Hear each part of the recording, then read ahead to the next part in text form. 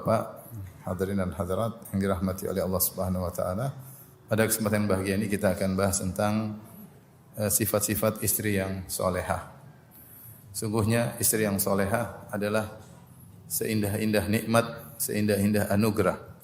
Kata Nabi sallallahu alaihi wasallam, "Ad-dunya mata' wa khairu mata'id dunya al-mar'atu salihah." Dunia ini adalah kesenangan dan sebaik-baik kesenangan dari dunia ini adalah istri yang salehah. Maka seorang lelaki yang paling berbahagia di dunia ini adalah yang memiliki istri yang salehah.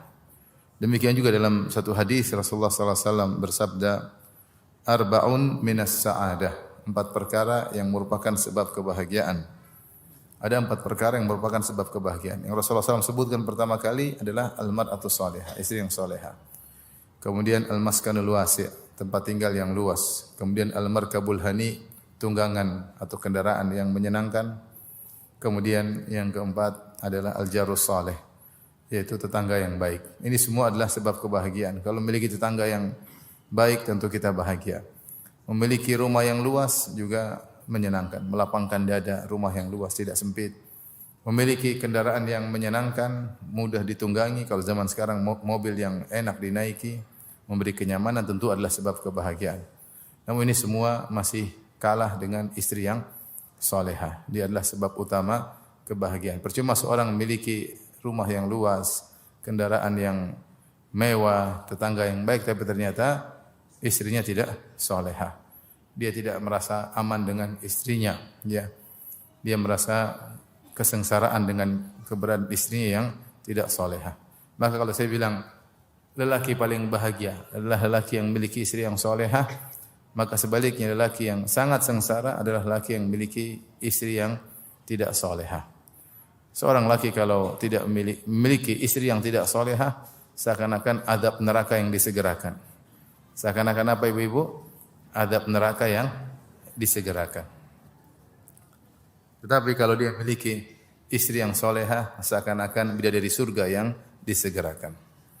Oleh karenanya, kajian kita ini terkhususan kepada para ummahat, kepada para akhwat, kepada nisaul muslimat, agar mereka berupaya, berusaha menjadi wanita yang solehah. Karena itu adalah bekal untuk mendapatkan kebahagiaan di dunia, terlebih lagi kebahagiaan abadi di akhirat kelak. Wanita yang tidak salehah sengsara hidupnya. Wanita tidak salehah sengsara hidupnya. Yang angkat suara terhadap suaminya, membentak suaminya, tidak nurut sama suaminya. Lihat apakah dia wanita bahagia? Tidak, dia tidak wanita bahagia. Dia sengsara. Kenapa dia sengsara? Karena dia tidak taat kepada Allah dan Rasulnya. Dan kebahagiaan itu dengan taat kepada Allah dan Rasulnya. Coba lihat wanita yang bahagia, yang salehah, yang nurut sama suami, yang taat kepada suami, tidak mengangkat suara kepada suami, tidak menyelisih perintah suami, maka itulah wanita yang bahagia. Allah segerakan kebahagiaan di dunia, terlebih lagi kalau di akhirat kelak. Maka siapa yang ingin bahagia di dunia, terlebih lagi di akhirat, maka berusaha menjadi istri yang salehah. Taib, apa itu istri yang salehah? Secara umum sebagaimana saya sampaikan pada pertemuan lalu, namanya seorang yang saleh yaitu seorang yang menunaikan hak Allah dan hak orang-orang terdekatnya. Hak Allah dan hak manusia. Kapan seorang menunaikan hak Allah dan hak manusia, maka dia dikatakan saleh. Sebagaimana istri salehah yang Allah sebutkan dalam Al-Qur'an. Kata Allah Subhanahu wa taala, "Fas-salihatu qanitatun hafidhatul lil ghaibi bima hafizallah." Kata Allah Subhanahu wa taala, dan wanita-wanita salehah adalah qanitat. Qanitat yaitu taat beribadah kepada Allah. Kuat beribadah kepada Allah. Tidak buru-buru dalam beribadah kepada Allah, menikmati ibadahnya kepada Allah Subhanahu wa taala, menikmati salat malamnya, menikmati baca Qur'annya, menikmati salat 5 waktunya, puasanya, dia taat kepada Allah Subhanahu wa taala. Kemudian ciri wanita salehah selain terkait dengan hak Allah untuk ditaati, dia juga menunaikan hak manusia, dan di antara manusia yang paling besar haknya terhadap seorang wanita adalah suaminya. Makanya setelah itu Allah sebut, setelah hak Allah, Allah sebut hak suami. Kata Allah, "Fas-salihatu qanitatun." Wanita-wanita salehah adalah yang taat kepada Allah, beribadah kepada Allah, qanitat yaitu beribadah kepada Allah Subhanahu wa taala, kemudian hafizatun lil ghaib. Bima hafizallah. Yang wanita tersebut adalah wanita-wanita yang menjaga hak suaminya lil ghaib ketika suaminya tidak di rumah. Ketika suaminya tidak di rumah. Allah sebutkan ciri wanita salehah, jangankan suaminya lagi di rumah, bahkan suaminya lagi tidak di rumah, dia menjaga hak suaminya, dia menjaga harga diri suaminya, dia menjaga harta suaminya, dia menjaga hak-hak suaminya sementara suaminya tidak di rumah.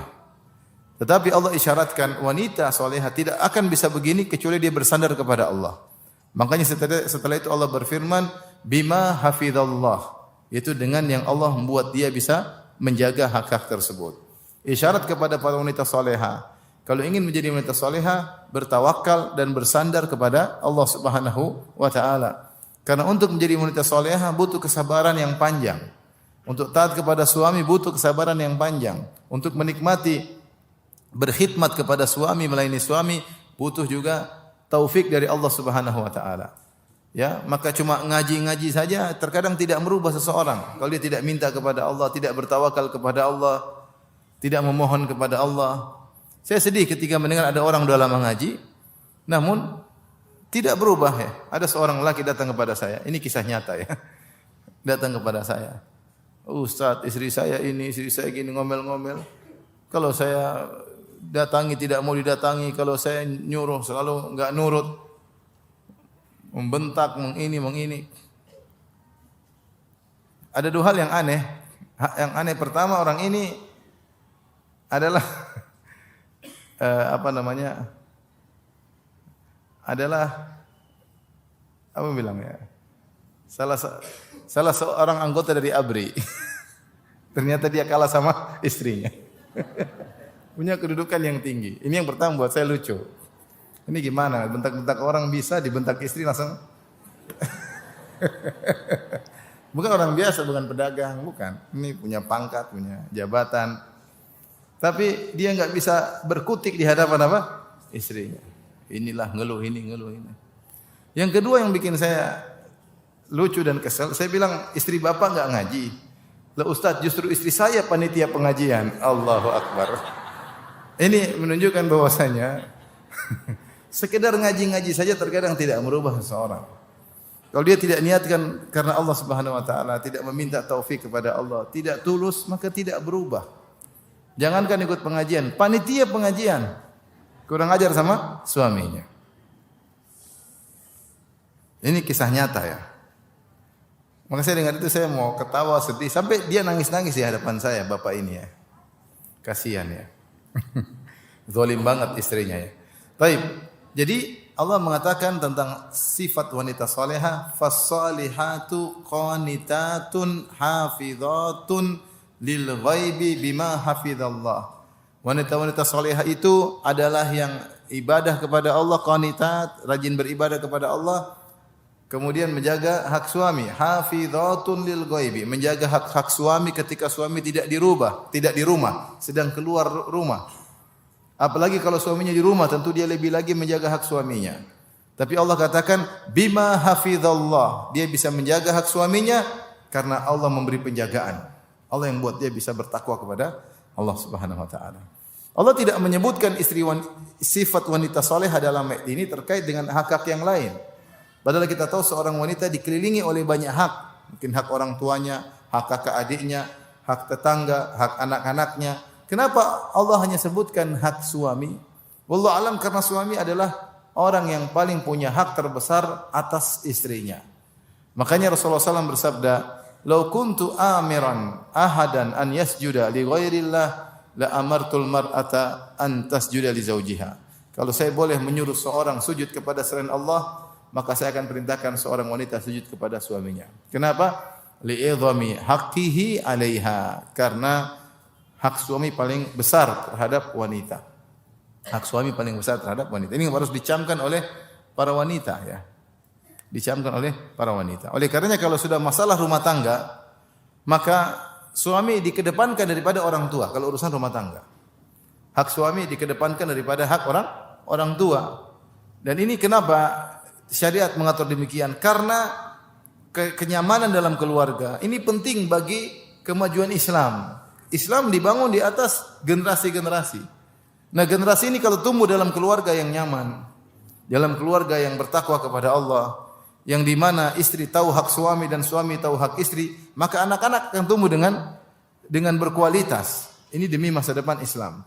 Oleh karena dalam hal ini urusan rumah tangga, istri harus mengedepankan hak suami daripada hak orang tua. Misalnya suami mengatakan, sayang kita harus tinggal di Bandung, kita nggak bisa tinggal di Bekasi. Orang tuanya mengatakan, nak kamu putri ayah satu-satunya, kamu harus tinggal di Bekasi biar tidak jauh dari ayah misalnya. Saat itu dia harus nurut siapa? Dia harus nurut suaminya. Karena ini terkait dengan hak rumah tangga. Kenapa? Karena syariat melihat maslahat yang besar ketika rumah tangga berjalan dengan nyaman. Karena ini adalah lingkungan untuk tumbuh generasi-generasi Islam di kemudian hari.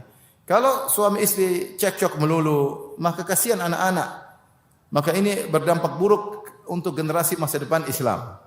Oleh karenanya, kenapa di antara hikmah hak suami didahulukan daripada hak orang tua dalam urusan rumah tangga? Tentunya tidak secara mutlak, tetapi secara urusan rumah tangga hak suami lebih didahulukan daripada hak orang tua. Makanya Nabi mengatakan, kalau saya boleh menyuruh seorang wanita sujud, kalau saya boleh menyuruh seorang sujud kepada selain Allah, saya akan menyuruh seorang wanita sujud kepada suaminya. Kenapa begitu agung dan besarnya hak suami? Dari sini ciri wanita salehah adalah wanita yang rajin beribadah kepada Allah dan dia menunaikan hak-hak suaminya. Mudah, itulah wanita salehah. Ini secara umum. Tapi ibu yang dirahmati oleh Allah Subhanahu wa taala, maka kita akan menyebutkan ada sekitar 20 ciri wanita salehah yang akan saya sebutkan. Ya. Mudah-mudahan ibu-ibu memiliki 20 sifat itu semuanya. Mudah-mudahan. Meskipun agak mustahil ya. Agak mustahil ya, tapi semoga ya, semoga. Maka saya sebutkan, mungkin kita akan bagi pertemuan menjadi 2 kali. Pertemuan pertama ini sebagian, insyaallah sisanya di pertemuan yang lain. Karena ini butuh penghayatan ya, butuh penghayatan. Jangan sampai jadi panitia pengajian ternyata paling kurang ajar sama suaminya. Sebagaimana yang pernah terjadi. Baik. Di antara ciri wanita soleha yang pertama, ibu catat ya. Catat dalam hati. Diulang-ulang biar tidak lupa.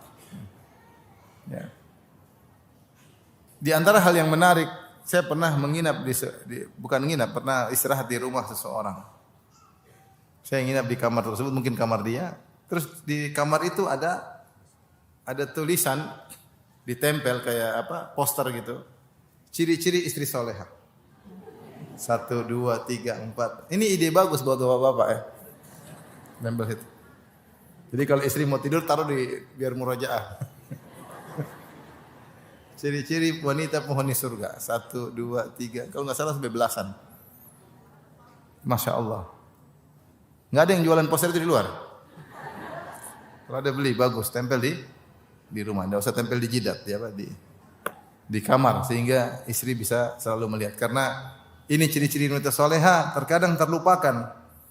Secara teori kadang tahu, ketika praktek sering terlupakan. Maka tidak mengapa kalau perlu diingatkan. Tapi ciri yang pertama, ibu yang dirahmati Allah Subhanahu wa taala, yaitu tentunya penerapan sebagaimana yang disebut oleh ayat, yaitu dia taat kepada Allah dan dia taat kepada suaminya. Taat kepada Allah kemudian taat kepada suaminya. Ayat tadi sudah kita sebutkan, ciri wanita soleha yaitu rajin beribadah dan taat kepada suaminya. Dan ini ditekankan oleh Nabi SAW juga. Kata Rasulullah SAW, "Idza shallatil mar'atu khamsaha." Jika seorang wanita salat 5 waktu, wa shamat syahraha, kemudian dia berpuasa bulan Ramadan, wa hafizat farjaha, dan dia menjaga kemaluannya, wa ata'at zaujaha, dan dia taat kepada suaminya, qila laha, maka dikatakan kepadanya, udkhulil jannata min ayyi abwabil jannati syi'ti. Masuklah engkau wahai sang wanita ke dalam surga dari pintu mana saja yang engkau sukai. Subhanallah, Ini di antara kemudahan yang Allah berikan kepada wanita. Tidak usah terlalu banyak ibadah, tidak usah mengangkat pedang untuk berjihad, tidak usah keluar pergi mencari nafkah susah-susah. Udah salat 5 waktu, puasa bulan Ramadan, jaga kemaluan, ya. Taat sama suami. Sudah masuk surga dari pintu mana saja yang dikehendaki. Ini di antara kemudahan yang Allah berikan kepada wanita. Nabi tidak menyebutkan ciri wanita yang masuk surga dari mana pintu saja, dari pintu mana saja harus salat sunnah. Rasulullah menyebutkan idza shallatil mar'atu khamsaha. Kalau dia salat 5 waktu, meskipun dia tidak salat qobliyah dan ba'diyah, meskipun dia tidak salat tahajud, meskipun dia tidak salat duha, kemudian dia hanya puasa bulan Ramadan, meskipun dia tidak puasa Senin Kamis, tidak puasa Daud, kemudian tidak puasa Asyura, tidak puasa Dzulhijjah. Tidak apa-apa, yang penting dia puasa bulan Ramadan. Ngerjakan yang wajib-wajib aja.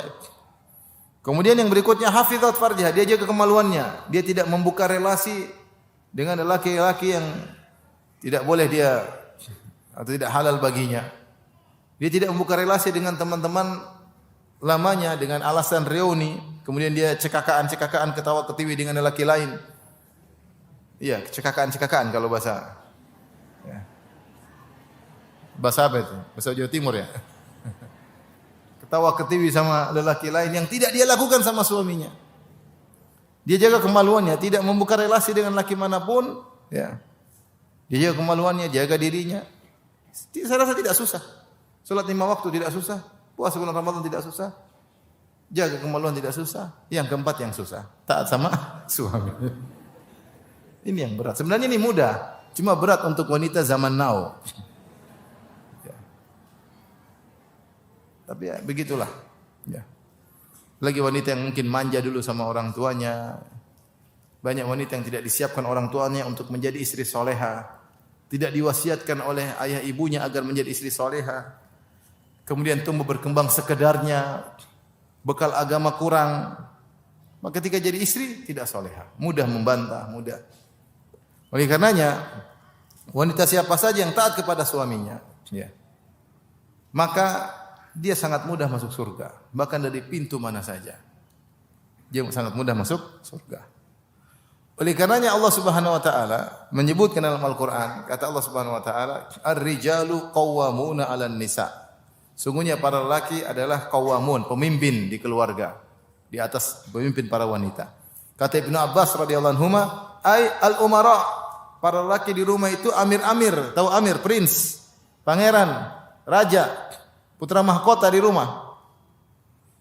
Maka wanita mana saja yang bisa membuat suaminya merasa seperti amir, itu wanita soleha. Ibu-ibu, coba diulang. Wanita mana saja yang bisa membuat suaminya merasa sebagai pemimpin di rumah, amir, maka dia wanita yang soleha. Maka ibu berjuang bagaimana membuat suami merasa sayalah pemimpin kepala keluarga. Sayalah prince di rumah saya. Saya adalah amir di rumah saya. Jika yang terjadi sebaliknya, ini musibah. Musibah bagi wanita. Dia menjadikan suaminya tidak merasa sebagai amir, tapi sebagai apa? Sebagai kucing di rumah, sebagai babu di rumah, dibentak-bentak, dimarah-marah, diperintah-perintah. Ini musibah bagi wanita. Ini ciri-ciri wanita masuk neraka jahanam.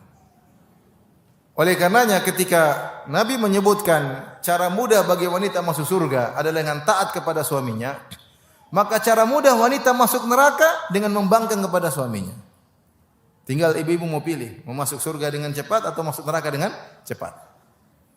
Makanya ketika Nabi SAW menasihati para wanita ketika sholat Id, setelah Rasulullah SAW berkhutbah kepada para lelaki, kemudian Rasulullah SAW maju menuju barisan wanita, khusus menasihati mereka.